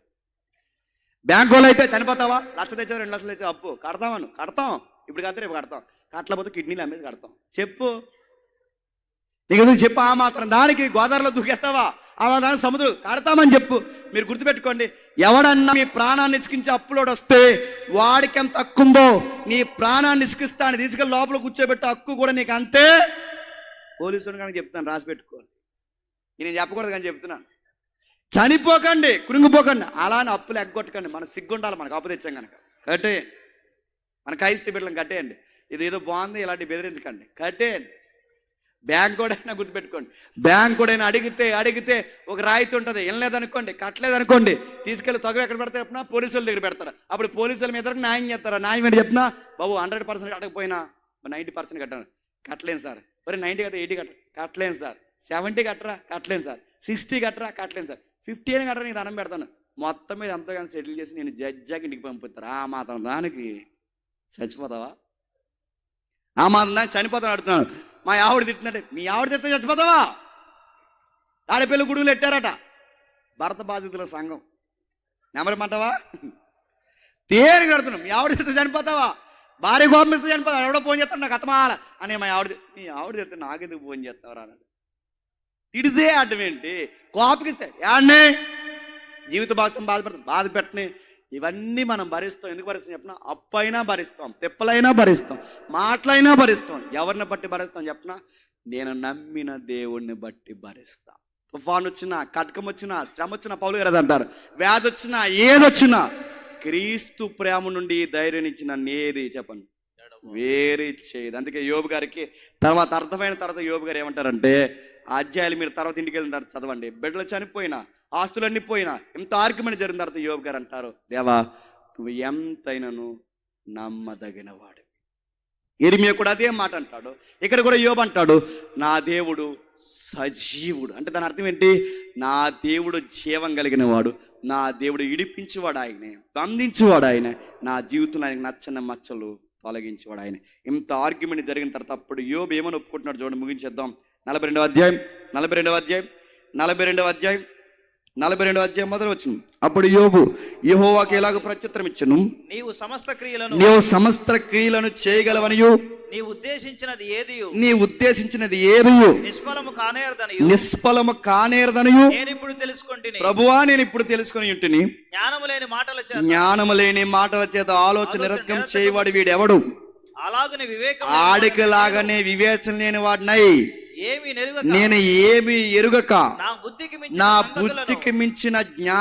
బుద్ధికి మించిన సంగతులను గూర్చి నేను మాట్లాడాను, దయచేసి నన్ను క్షమించు.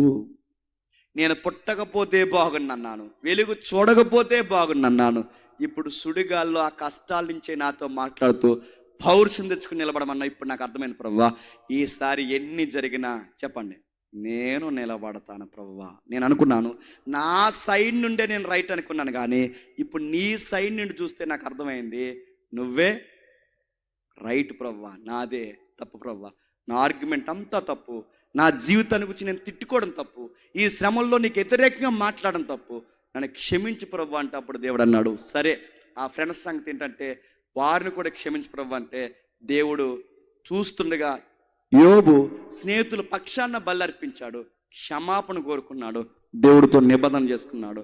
పతనమైపోయిన యోబు జీవితాన్ని దేవుడు మళ్ళా అద్భుతంగా మార్చేశాడు. అంతకన్నా గొప్ప సంతాన్ని ఇచ్చాడు, అంతకన్నా గొప్ప ఆస్తులు ఇచ్చాడు, అంతకన్నా వైభాగ్యాన్ని ఇచ్చాడు, అంతకన్నా అధిక రెట్లు మళ్ళీ తూర్పు దేశాల్లో అతనికంత ధనవంతుడు ఎవడో లేకుండా యోబుని మార్చేశాడు. ఇప్పుడు మీరు గమనించండి, మొదటి అధ్యాయానికి చివరి అధ్యాయానికి మధ్యలో ఏం జరిగిందో చెప్పనా? యోబు నిలబడ్డాడు. ఈరోజు ఈ వర్తమానంలో నీకు నాకు అర్థం కావాల్సింది చెప్పనా? ఎన్ని వచ్చినా చెప్పండి నిలబడాలి, పౌరుషం తెచ్చుకుని నిలబడాలి. బయటోళ్ళు కృంగిపోయినట్టు ప్రతి దానికి బెంగ పెట్టుకోకూడదు. మాట్లాడితే ఆత్మహత్యలు చేసుకుంటామని అనకూడదు. గుర్తుపెట్టుకుని మనం దేవుని బిడ్డలం, మన పుట్టుకు ఒక పరమార్థం ఉంది, మన మాటలకు ఒక పరమార్థం ఉంది, మన బాధలకు ఒక పరమార్థం ఉంది. ఎన్ని జరిగినా అలా చూడండి, ఆయన బలమైన హస్తమ కింద అణిగమని ఉండండి. తగిన సమయం అందు ఆయనే మనల్ని హెచ్చిస్తాడు. అప్పటి వరకు ఓపికతో కనిపెట్టండి. యోబు జీవితాన్ని, అంత అంధకారమైన యోబు జీవితాన్ని అందంగా మార్చేసిన దేవుడు నిన్న నేడు నిరంతరము ఆఖరిదిగా ఈ రోజుకున్నాడు. నీ జీవితాన్ని కూడా మార్చేస్తాడు, మార్చును గాక. ఆమేన్. ఆమేన్, ఆమేన్, ఆమేన్, ఆమేన్. ప్రార్థన చేసుకుందాం. ప్రేమగల తండ్రి, కృపగల దేవా, అందరికీ సంగతులు అర్థమయ్యే నాకు తెలియదు తండ్రి. ఎన్నిసార్లు భక్తుల జీవితాలు మనం చదువుకున్నా మాకు ధైర్యము, ఆనందము తండ్రి. యోబు జీవితం వెనకాల తండ్రి 2 మహాశక్తులు మాట్లాడుకున్నాయని మీ గ్రంథం సెలవిస్తున్నప్పుడు మాకు భయం వేస్తుంది దేవా. ఒకటి మీరు, 2 వ్యతిరేకమైన దురాత్మ. యోబు కోసమే కాదు తండ్రి, మా కోసం కూడా మాట్లాడుకుంటారు దేవా. ఈ అన్నిటి పరీక్షల మధ్య మేము నేర్చుకునే పాఠం ఒకటి, ఎన్ని జరిగిపోయినా మేము ధైర్యంగా ఉంటాం. నేను ధైర్యంగా ఉంటే ఎలాంటి కష్టాల నుంచి అయినా మీరు లేవనెత్తి మళ్ళీ నూతన జీవితాన్ని అనుగ్రహిస్తారు. ఇంత వర్తమానం విన్న తర్వాత కూడా చీకటికి, పురుగులకి, మనుషులకి, ప్రతి భయానికి భయపడేవారు ఎవరైనా ఉంటే వారికి ధైర్యం ఇవ్వండి, బలపరచండి, లేవనెత్తండి. నిజమైన దేవుడు మేము నమ్ముతున్నామని చూడగలిగే నేత్రాలు ఇవ్వండి. స్థానిక దైవజనుల్ని, సంఘ పెద్దల్ని, మమ్మల్ని ఆహ్వానించిన కుటుంబాల్ని అందరినీ ధైర్యపరచండి. గాయకుల్ని, సంగీతకారుల్ని, విశ్వాసుల్ని, ఈ సహవాసులను ప్రతి ఒక్కరిని మీరు ఆస్వాదించండి. మా ముందు మాట్లాడిన వర్తమానికుల్ని, పెద్దవారిని, వారికి ఆరోగ్యం, వారి పరిచర్ను దీవించండి. మమ్మల్ని ఎవరైనా శత్రులుగా భావించి మా మీద చెడ్డ మాటలు పలికిన వారు ఎవరైనా ఉంటే వారిని క్షమిస్తారని కోరుతూ అందరినీ మీ చేతులకు అప్పగిస్తూ క్రీస్తు నామమున ప్రార్థన సమర్పిస్తున్నాం తండ్రి. ఆమేన్, ఆమేన్, ఆమేన్.